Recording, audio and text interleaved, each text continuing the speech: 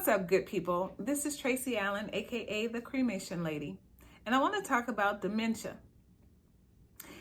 I did a seminar yesterday. Did a seminar yesterday up in Orange County, and I've been busy, been going back and forth to Orange County, driving up and back and all this here stuff, so I haven't done a video in 2 days. So I'm going to do this one, and this is what was placed on my heart to talk about. But there was a lady that came to the seminar with her sister and brother-in-law. The sister and brother-in-law, they already have their plan in place. Again, I provide pre-need plans, cremation. And so the sister has had a couple of strokes. She's walking with a cane, very forgetful and gets confused and stuff.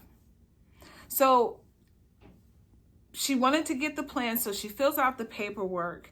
She puts down the correct phone number first, but then she crosses it off and she puts a different phone number. And then for her son, she had some number that was incorrect. So I'm entering the information that I'm given.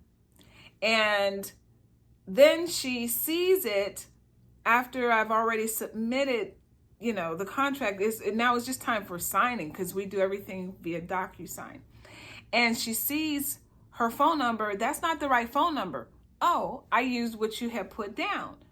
No, the correct number is this. I said, okay. I said, well, no biggie. I said, I'll go ahead and get that submitted, so we'll go ahead and send you a corrected contract once it's all corrected.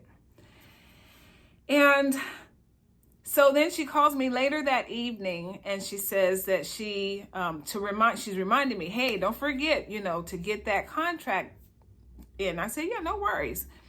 So today she calls and she's all upset. You guys took my money and you didn't correct the contract. I said I was going to send you a corrected one. Now, here's what I failed to tell her. This is not something that's going to stop the contract. She now has a plan in place. It's not like her information is given.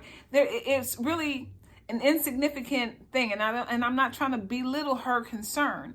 I'm just simply saying that there's nothing that's going to damage anything about the contract simply because the phone number is incorrect.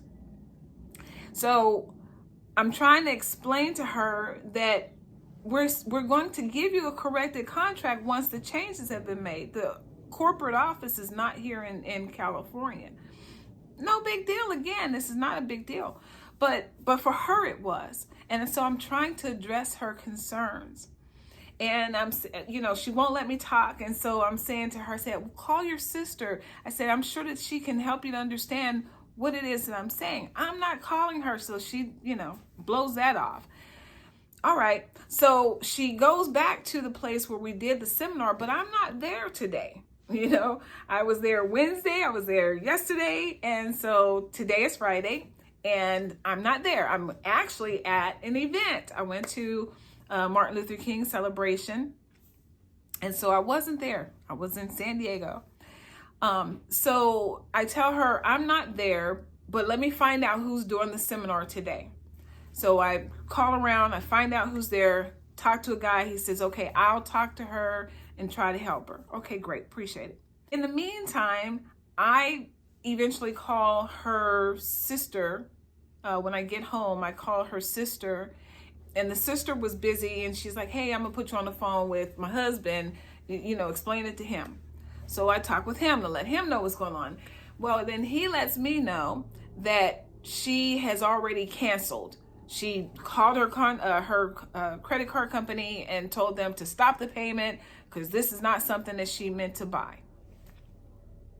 So now she does not have a plan. And it's so frustrating because her brother-in-law is telling me how because she's had the strokes and now she's dealing with dementia, she showed up at the wrong house to even go to the seminar. She's getting a lot of things confused, and she's angry, and everything just angers her now, and no one is able to get through to her when she's having her anger issues. So that led me to come and share with you the importance of getting things done while you still have a lucid mind. Too many people wait until you get up in your 80s, if you make it that far. You get up in your 80s and now you're trying to do things and you get forgetful. And if you, listen, my mom passed away in 2021. She passed away with dementia and she was only 71 years old. So you can't just keep putting things off that are important to take care of, because you don't know when your mind is going to go, when your body's going to go, when your whole life will come to an end. And so this lady has a plan, but now has canceled it simply because the phone number was incorrect. And it's a simple correction.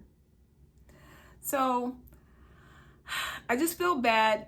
You know, I always beat myself up. Like, how can I have helped someone that got frustrated about something? But when people go through dementia, they don't know they're going through dementia.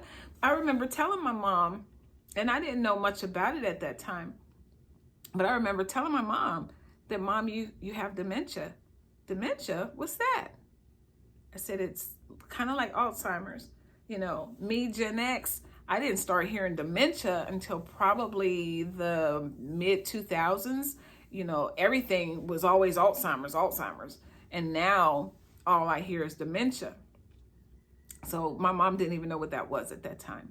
So I'm sharing this video and pleading to you that if there are important things that you need to get done, please don't wait until you get old and forgetful. And I'm not saying that everybody gets like dementia, because there's a lot of people that are in their hundreds that are still sharp.